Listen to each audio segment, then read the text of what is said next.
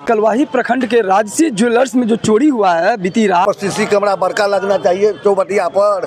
वो सब कुछ नहीं है, बराबर बॉर्डर इलाका है ना। समय साथ तो देखिए रहे हैं, हर जगह आतंकवादी पकड़ाता है, साला बम पकड़ाता है, क्या सब होता है। दुनिया कहाँ जा रहा है। युवा का नौकरी नहीं होता है, कमाना नहीं जाता था, हिचनर हो गया। एक डेढ़ पाँव पैदल नहीं चलता है, हवाई जहाज से झाड़ा फिरने जाता है, भोजन करने। एक कुछ नेता नहीं, सब संघी नेता है। इस बार मोदी का लहर है, कोई नेता कोई काम का नहीं है। एक भी जगह सुरक्षित नहीं।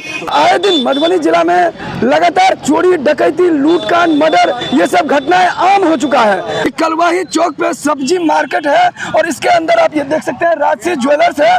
बीती रात यहाँ चोरी हुआ है। क्या रात में गश्ती होती है? क्या गश्ती होगा, सब रोटी जोगाड़ में सोफिया वाला को पकड़ने में अफसियात रहता है। और क्या करेगा सोफिया जोगाड़, पैसा कमाने के चक्कर में रहता है दलाल। नहीं, आम आदमी को यहाँ पर कोई पूछता नहीं है।